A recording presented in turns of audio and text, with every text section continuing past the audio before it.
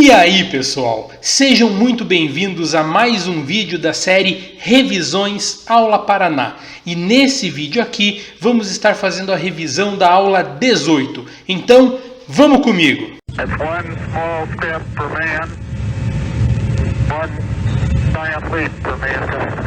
Então vamos lá pessoal, na aula 18 o tema foi corrente elétrica.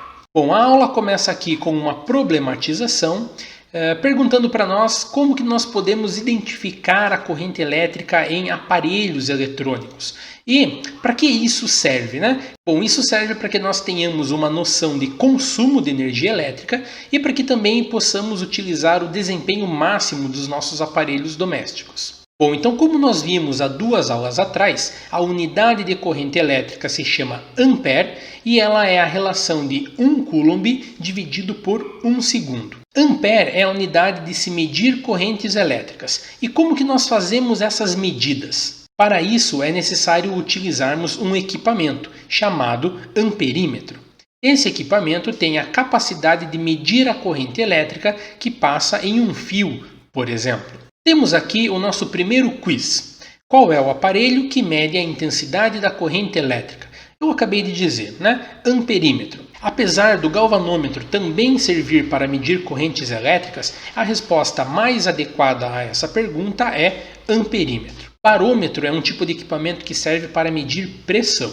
Aqui na sequência, então, nós temos resistência dos materiais. A ideia aqui é a seguinte. Todo material tenta impedir a passagem da corrente elétrica em seu interior. Quanto maior for essa tentativa de impedir a passagem da corrente elétrica, dizemos que maior é a sua resistência elétrica.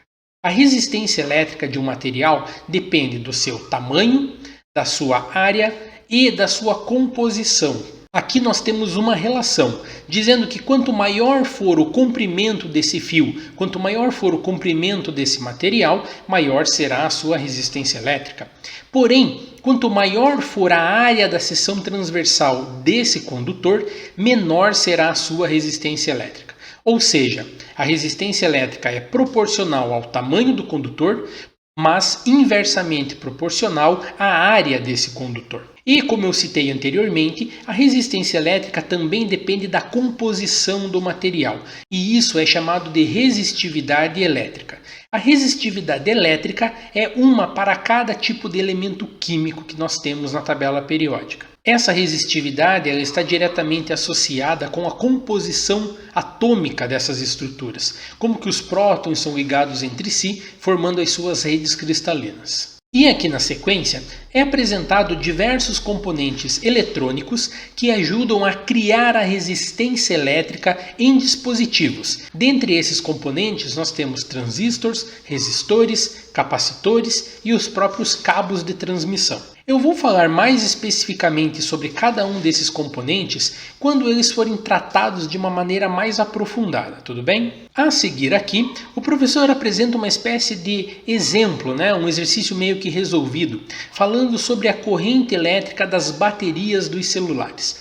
Por exemplo, um celular com uma bateria nova no seu modo de standby, que é aquele modo com tela apagada, a sua bateria renderia um total de 607 horas. Se a sua bateria tivesse uma corrente elétrica total de 3.300 mAh, fazendo a divisão de 3.300 mAh por 607 horas, isso resultaria em uma corrente elétrica de 5,43 mA, ou seja, 0,00543 A. Temos aqui o nosso primeiro exercício. Ao aumentarmos o comprimento de um resistor, sem variarmos outros parâmetros, tais como área ou resistividade, espera-se que, se nós aumentamos o comprimento, o tamanho de um resistor, esperamos que a sua resistência aumente. Então, a resposta correta, letra D, sua resistência elétrica aumenta. Exercício número 2, marque V e F para as proposições a seguir.